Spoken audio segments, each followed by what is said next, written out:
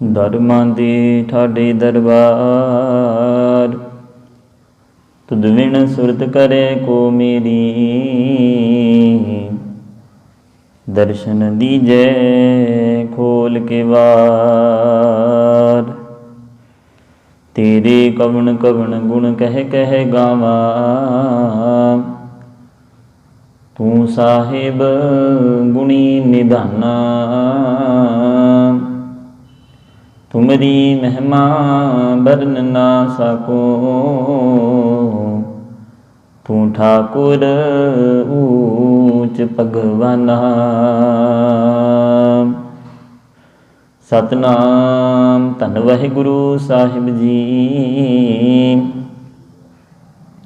असंख नाम असंख धाम, अगम अगम असंख लो। असंख कहें सिर भार हुए, अखरी नाम अखरी सालाह। अखरी ज्ञान गीत गुण गा, अखरी लिखण बोलण बाण। अखरां सिर संजोग वखाण, जिन एह लिखे तिस सिर नाहे। जिव फुरमाए तिव तिव पाहे, जीता कीता तेता नाओ। विण नावे नाही को थाओ, कुदरत कवण कहाँ विचार। वारिया ना जावा एक बार, जो तुद भावे साई भली कार। तू सदा सलामत निरंकार, जो तुद भावे साई भली कार। तू सदा सलामत निरंकार। जुगो जुगे अटल चवर छतर तख्त दे मालक साहिब श्री गुरु ग्रंथ साहिब महाराज जी की पावन हजूरी अंदर जुड़ मिल बैठे सतसंगी जनों, वड्डे भागां वाले हाँ जो चल रही श्री जपजी साहिब जी की लड़ीवार कथा विचार विच जुड़ मिल के एकत्र होए हाँ। सतगुरु जी कृपा करन, सिर ते मिहर भरिया हथ रख के आप इस पौड़ी की विचार करने की समर्था बख्शन। सो आओ विचार आरंभ करन तो पहला गुरु चरनां दे विच सीस नवाउंदियां रसना पवित्र करदियां गज के फतेह बुलाइए। आखो जी वाहिगुरु जी का खालसा वाहिगुरु जी की फतेह।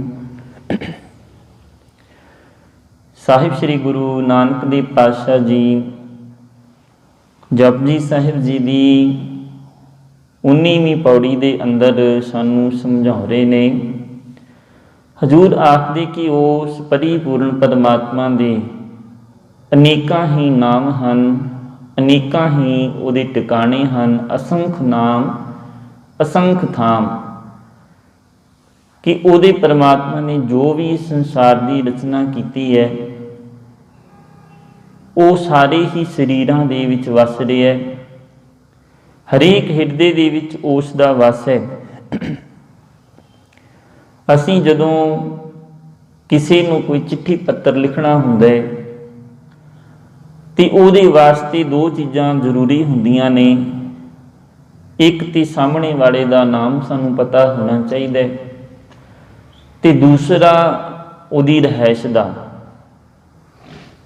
तां जाके जिहड़ी चिट्ठी है वो उहदे घर पहुँचती है।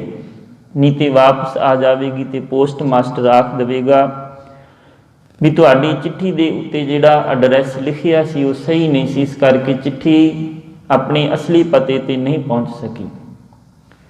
इसी तरह हजूर आख रहे ने कि उस परमात्मा के जिहड़े टिकाणे हैं उहदे नाम हैं अनेकां हैं, ते हरेक टिकाणे दे विच जिथे उहदी जोत वस रही है उत्थे उहदा नामना है। जिवें किसी जगह के उत्ते कोई बंदा रहिंदा है, उहदा घर है, तो घर के बाहर उहदी नेम प्लेट लगी है जिस तो पता लग जाता भी ये फलाने बंदे का घर है, उहदा नाम है, तो आ उहदा घर है। उस तरह हजूर आखदे भी उस परमात्मा का भी घर है जिहड़ा उहदा जिहड़ा नाम है। हुण कोई उहनूं अपने तरीके दे नाल, रस्ता सारियां दा एक है, अपने अपने तरीके दे नाल उस परमात्मा की आराधना करदा है।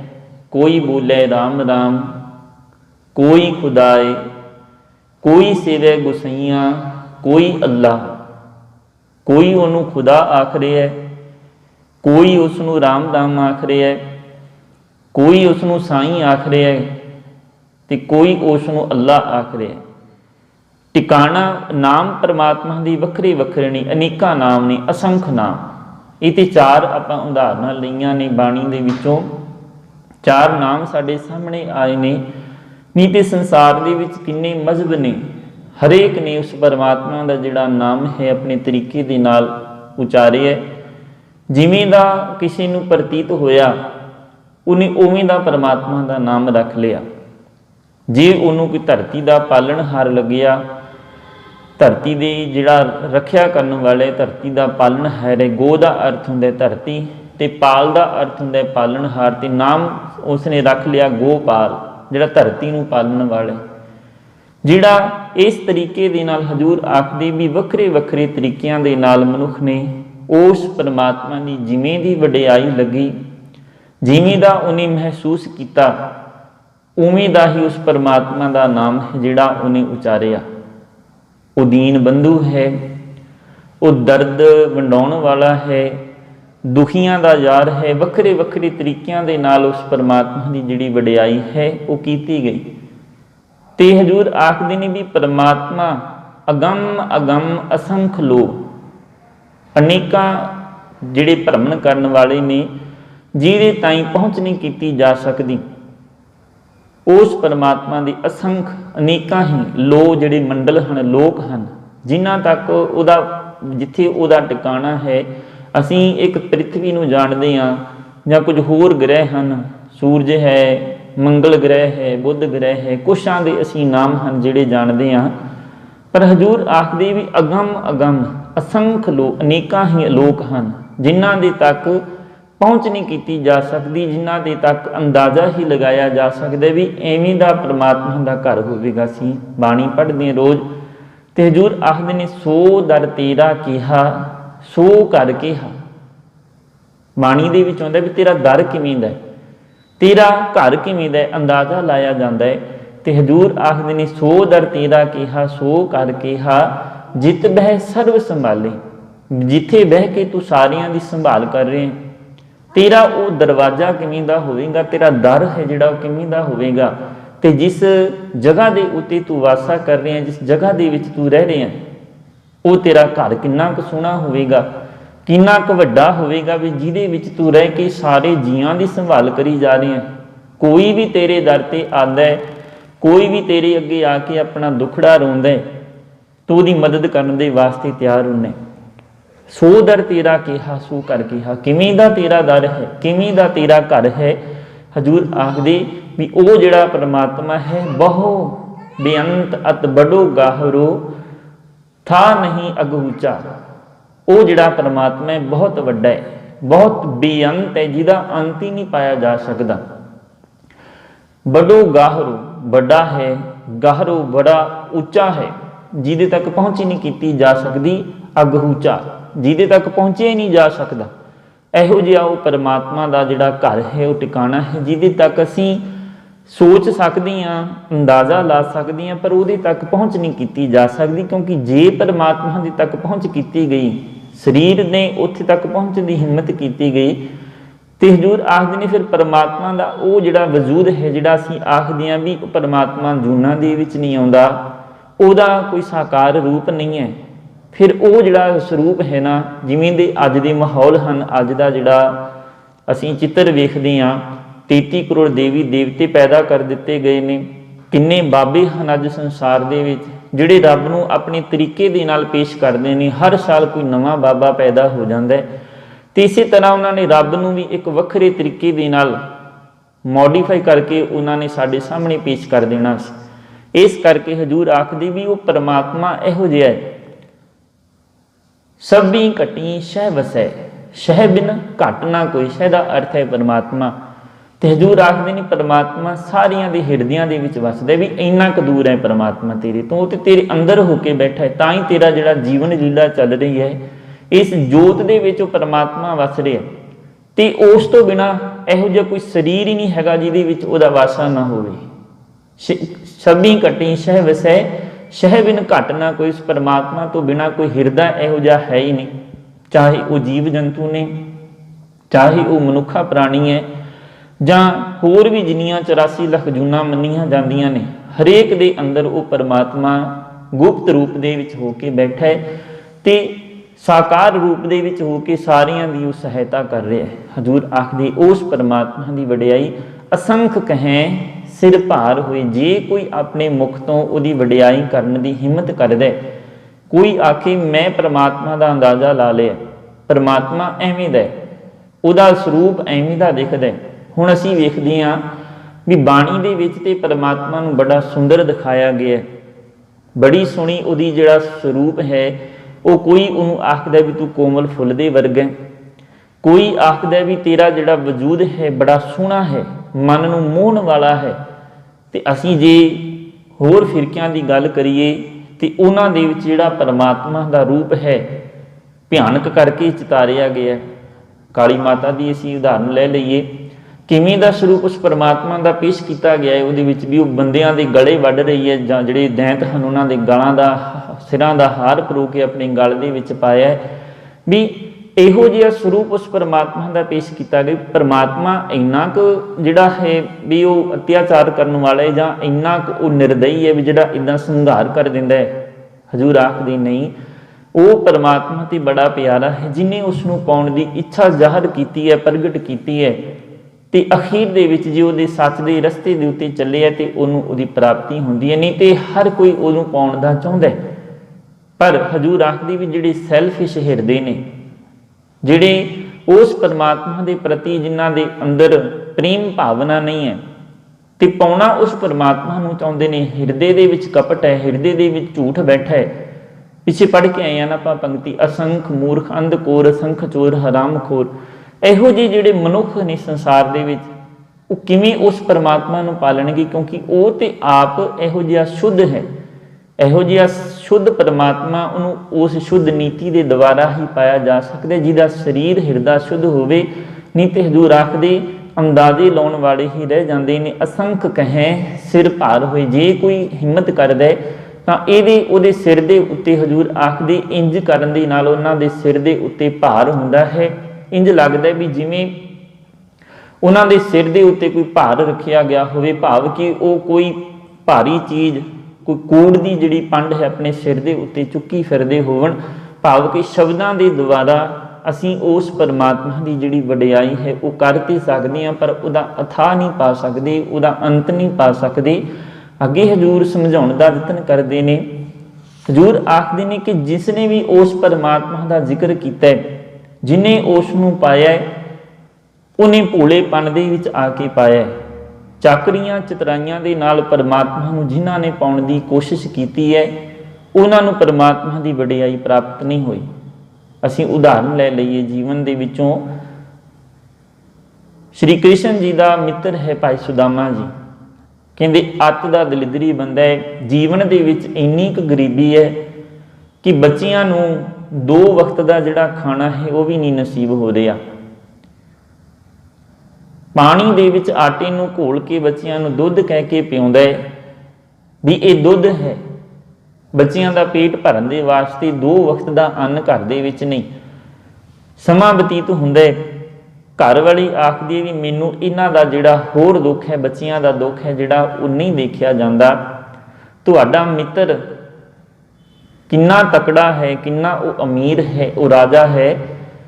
जे तुसी इस औखे वेले उहदे कोल नहीं जा सकते तो मैं चली जानी हाँ, मैं उहदे कोलों उहदे चरनां ते डिग के मदद की गुहार लगावांगी। कहंदे सुदामा आखिर नूं जाण दे वास्ते तैयार हुंदा है। घर दे विच थोड़े जे चौल ने, उन्हां नूं एक पोटली दे विच बन्नदा है ते उस परमात्मा दे वल तुर पैंदा है, अपने मित्र दे घर वल तुर पैंदा है। ते रस्ते दे विच सोचदा जांदा है भी वो ते इन्ना अमीर है, ਉਹਦੇ ਕੋਲ ਤੇ ਖਾਣ ਵਾਸਤੇ 36 ਪਦਾਰਥ ਨੇ ਕਿ ਉਹ ਮੇਰੇ ਇਹਨਾਂ ਚੌਲਾਂ ਦਾ ਭੁੱਖਾ ਹੋਵੇਗਾ ਜਾਂ ਮੇਰੀ ਇਹਨਾਂ ਚੌਲਾਂ ਦੀ ਉਡੀਕ ਕਰਦਾ ਪਿਆ। ਰਸਤੇ ਦੀ ਵਿੱਚ ਜਾਂਦਾ ਹੈ ਤੇ ਜਦੋਂ ਸਾਹਮਣੇ ਦਰਬਾਰ ਆ ਜਾਂਦੇ ਤੇ ਜਿਹੜੀ ਚੌਲਾਂ ਦੀ ਪੋਟਲੀ ਕਹਿੰਦੇ ਲੁਕੋ ਲੈਂਦਾ ਤੇ ਜਿਹੜੇ ਦਰਬਾਰ ਹਨ, ਉਹਦੇ ਦਰਬਾਰੀ ਹਨ ਜਿਹੜੇ ਦਰਬਾਰ, ਉਹ ਉਸ ਨੂੰ ਉੱਥੋਂ ਅੱਗੇ ਲੰਘਣ ਨਹੀਂ ਦਿੰਦੇ। ਫਿਰ ਉਹ ਉਹਨਾਂ ਨੂੰ ਆਖਦਾ ਵੀ ਇੰਜ ਕਹੋ ਜਾ ਕੇ ਵੀ ਇਹਦਾ ਮਿੱਤਰ ਸੁਦਾਮਾ ਆਇਆ, ਕ੍ਰਿਸ਼ਨ ਦਾ ਮਿੱਤਰ, भी वो मिलने के वास्ते आए। कहते जो कृष्ण नूं इस गल का पता लगता, अपने सिंघासन तो नंगे पैरी दौड़दा होया जांदा है ते सुदामी नूं अपने कलावे दे विच लै लैंदा है। भाव कि उहदे मन दे विच प्रेम सी, प्रेम दे करके वो खिच दे करके कृष्ण है जिहड़ा उहनूं अपनी गलवकड़ी दे विच लै लैंदा है ते जिहड़ा वो पोटली चौलां दी लिआया सी वो लुको के रखदा ते अपने मूँह मंगदा भी जिहड़ा मेरी भाभी ने मेरे वास्ते खाण वास्ते पदार्थ भेजे मैनू क्यों नहीं दे रहा। तो वह सोचता भी इनू किवें पता लग्या। उस तरह हजूर आखदी भी वो जिहड़ा परमात्मा है ना, वो दिलों दियां जानन वाला है। इस साखी तो ये पता लगता भी परमात्मा दे नाल असीं झूठ फरेब करके उहदी वडियाई है जिहड़ी वो नहीं प्राप्त कर सकते। वो तो भोलेपन दे विच आके अपने आप अपने प्यारियां दी जिहड़ी परख कर लैंदा है। उहदे तक असीं आखीए भी असीं हठ करके उहनूं पाउणा है तो नहीं पा सकती, पर वो हट करके वो प्रेम की मूरत दे विच आके चाहे तो सुधे सिद्ध जिहड़े हन उहदे दर्शन दिदारे हो जाते हैं। हजूर आखदे इस करके इस संसार दे विच उस परमात्मा की जिहड़ी वडियाई है वो सारे पासे फैली। बलिहारी कुदरत वसिया तेरा अंत न जाई लखिया, कोई उहदा अंत है जिहड़ा वो नहीं लग सकता। उहदी लेखी की जिहड़ी जात है वो किसी नूं नहीं पता भी किस तरीके दे नाल उहनूं पाया जा सकदा, उहदा लेखा लिखिया जा सकदा। हुण सारी कुदरत नूं उस परमात्मा ने बनाया है, सारियां दा लेखा जोखा उहदे कोल है ते कोई बंदा उस परमात्मा दा लेखा लिखना चाहे जिन्हें उन्होंने बनाया है, कहते इंज नहीं हो सकता। बलिहारी कुदरत वसिया तेरा अंत ना जाई लखिया, तेरा अंत किवें लिखिया जा सकता है भी तू कित्थे तक है।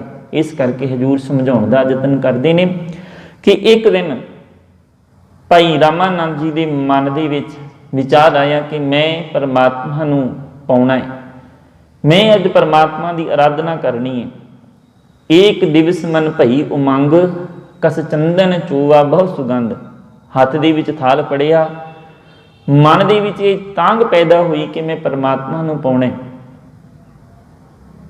चंदन नूं रगड़िया, फुल्लां दे नाल थाली नूं सजाया। एक दिवस मन भई उमंग कस चंदन चूवा बहुत सुगंध, पूजन चाली ब्रह्म ठाए, मैं उस परमात्मा नूं पूजन दे वास्ते तुर पई। शरीर रूपी इस्त्री उस परमात्मा नूं पूजन दे वास्ते तुर पई ते हजूर आखदे ने सो ब्रह्म बिठायो गुर मन ही माही। जिहड़ा वो परमात्मा सी गुरु ने दस्सिया भी वो ते तेरे हिरदे दे विच बैठा, तेरे मन दे विच बैठे ते तू उहनूं बाहर मंदिरां दे विच जाके पत्थरां नूं पूज के उहनूं लभण दी कोशिश करदा। इस करके कहंदे मेरा मन है जिहड़ा वो पिंगला हो गया, मेरा मन पिंगला हो गया, मैं अगे तुर ही नहीं सकिया।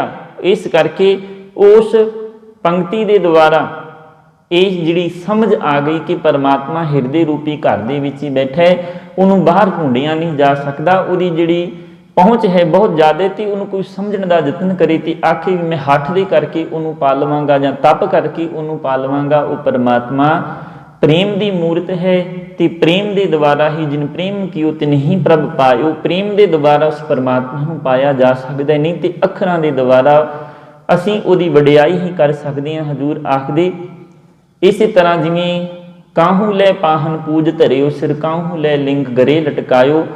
कोई पत्थरां की पूजा करने वास्ते चले है, गलां दे विच लिंग लटकाए ने, इहो जिहे पत्थरां की माला गलां दे विच परो के पाई है। पर कहते परमात्मा का जिहड़ा जिन्ने मर्जी असीं पखंड कर लईए, उहदी परमात्मा की जिहड़ी वडियाई है वो सानू इस तरीकों के द्वारा पत्थरां की पूजा करके प्राप्त नहीं होनी। क्योंकि ਉਹ ਤੇ परमात्मा सारी सृष्टि का चानण मुनारे। तिसदे चानण सब में चानण होए, गुर साखी जोत प्रगट होए।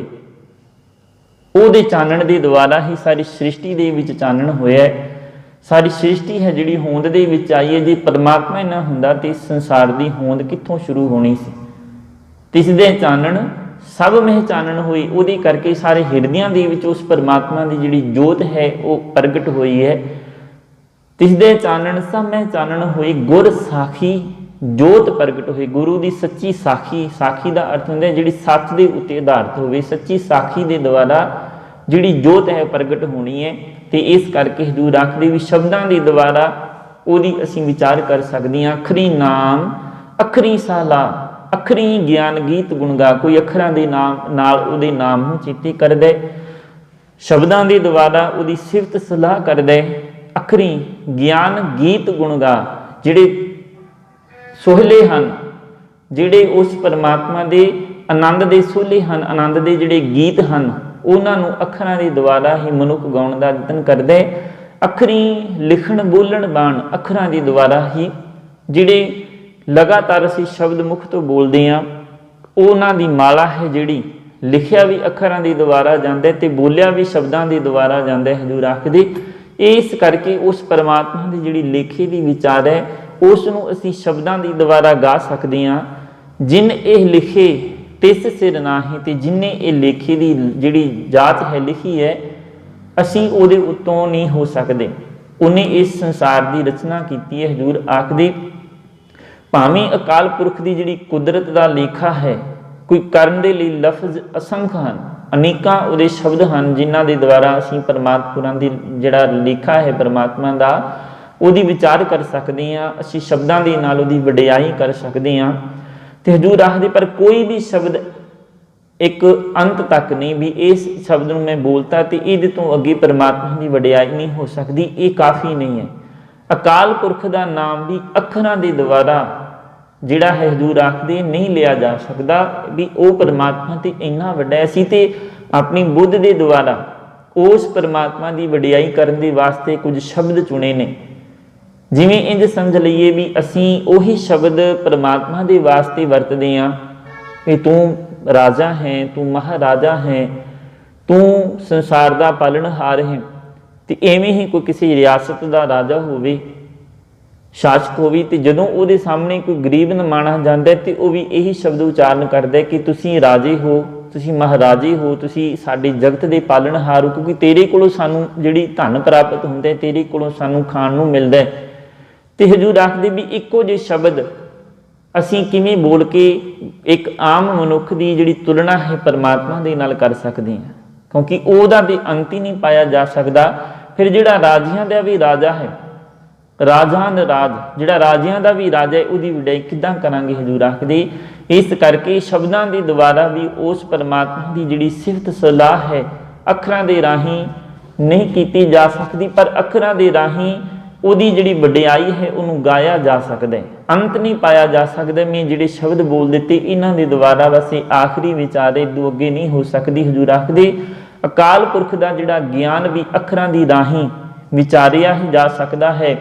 ਅੱਖਰਾਂ ਦੀ ਰਾਹੀਂ ਉਸਦੇ ਗੀਤ ਅਤੇ ਗੁਣਾਂ ਦੇ ਵਾਕਫ ਹੋ ਸਕੀਦਾ। ਅੱਖਰੀ ਲਿਖਣ ਬੋਲਣ ਬਾਣ, ਅੱਖਰਾਂ ਸਿਰ ਸੰਜੋਗ ਵਖਾਣ।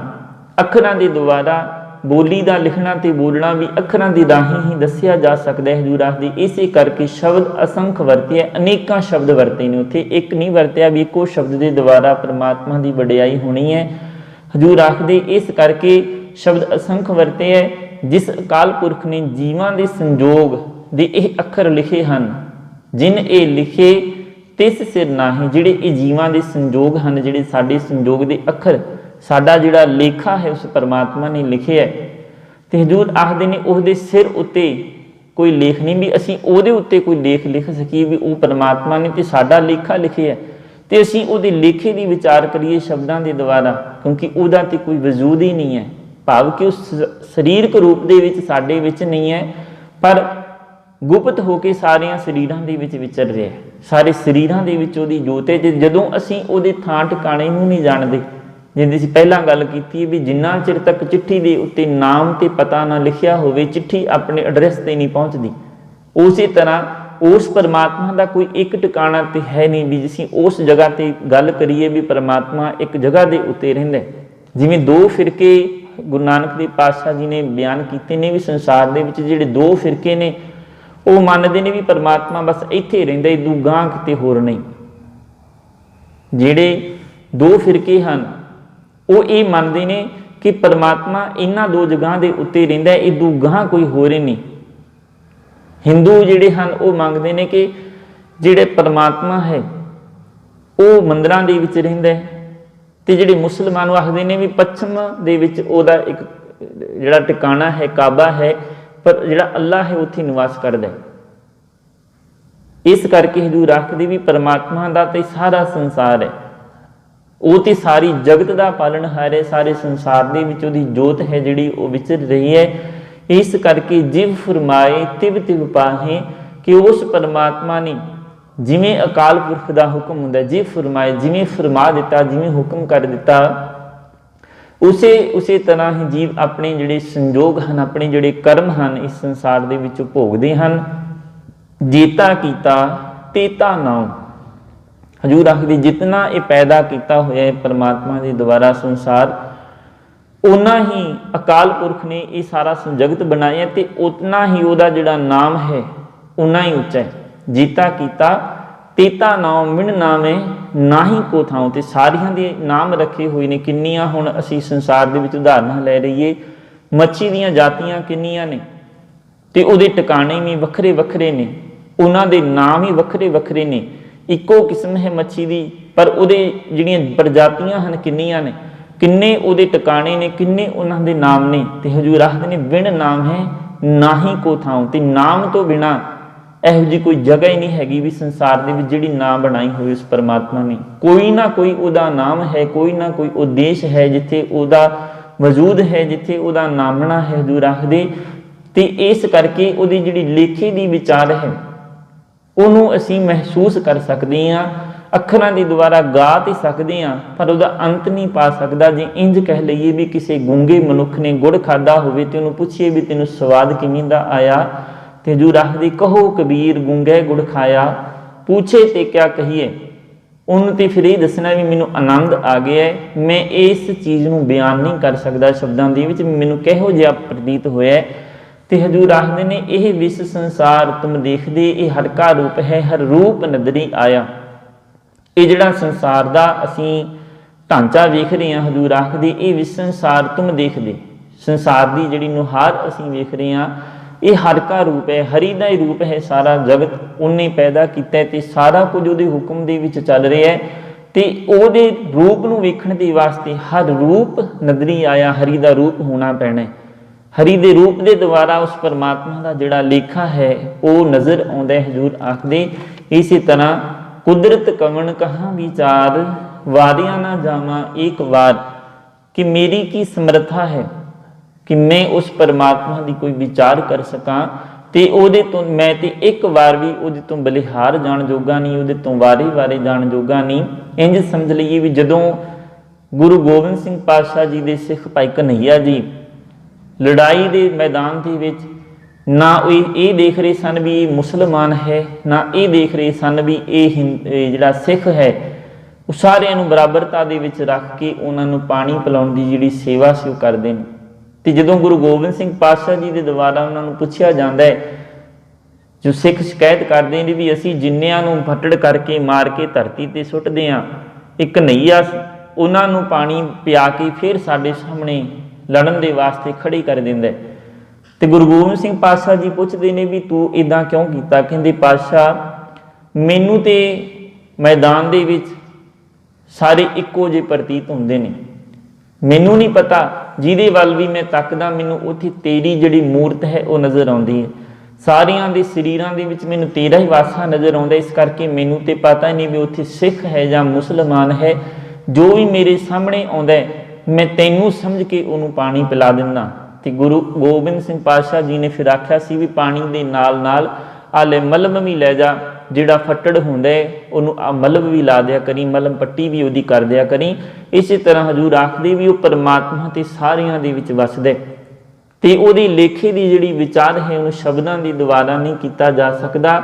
ਜੋ ਤੁਧ ਭਾਵੇ ਸਾਈ ਭਲੀ ਕਾਰ, ਜੋ ਤੈਨੂੰ ਚੰਗਾ ਲੱਗਦਾ ਹੈ ਉਹੀ ਕੰਮ ਹੈ ਜਿਹੜਾ ਉਹ ਭਲਾ ਹੈ।